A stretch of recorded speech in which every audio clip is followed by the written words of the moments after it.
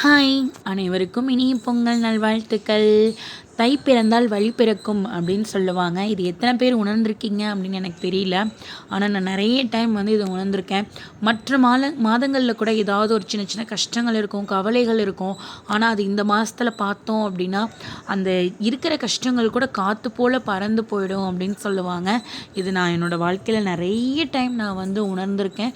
உங்களுக்கு அப்படி இருந்திருக்கா அப்படின்னு சொல்லி கண்டிப்பாக கமெண்ட் பண்ணுங்கள்.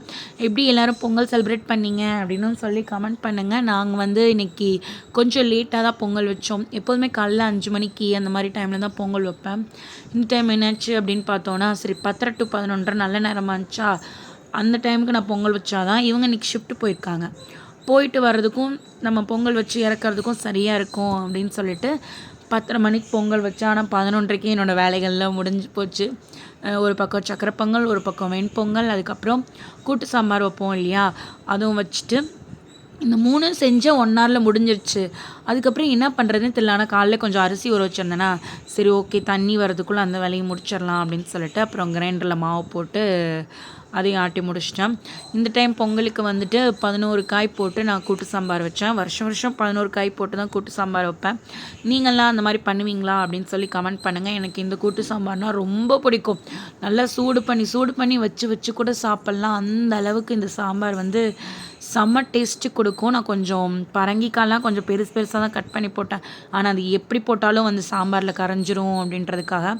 அப்புறம் அதெல்லாம் முடிச்சுட்டு சக்கரை பொங்கலையும் நல்லா நெய் போட்டு எல்லாம் முந்திரி திராட்சைலாம் போட்டு கிண்டி முடித்ததுக்கப்புறமா எல்லாம் எடுத்து வச்சிட்டு இருந்தேன்னா அப்புறம் கொஞ்சம் வேலைகள் இருந்தது. அதெல்லாம் ஃபினிஷ் பண்ணிவிட்டு அப்பாடின்னு உட்கார நேரத்துக்கு இவங்க வந்துட்டாங்க. ஷிஃப்ட்டு முடிச்சுட்டு அதுவும் இன்றைக்கி சீக்கிரமே வந்துட்டாங்களா. வந்தோடனே எல்லாமே ரெடி பண்ணி தான் வச்சுருந்தேன். படையல் போடுற வேலை மட்டும்தான் இருந்தது. அப்புறம் படையல் போட்டு நல்லபடியாக திருப்தியாக மன நிறைவாக சாமி கும்பிட்டு முடிச்சுட்டு அதுக்கப்புறம் சரி முதல் இலையை நான் மாட்டுக்கு தான் கொடுப்பேன்னா, மாடு ஆடு எது இருந்தாலும் கொடுத்துடலாம் அப்படின்னு சொல்லிட்டு தான் எடுத்துகிட்டு போவோம். சரின்னு கீழே போய் பார்க்குறேன், ஒரு ஆடையும் காணோம் மாடையும் காணோம். மேலே சாமி கும்பிட்டுட்டு இருக்கும்போது ஒரு ஆடு சவுண்டு கேட்டுச்சு. கீழே பார்க்குறேன், அந்த ஆடையுமே காணோம்.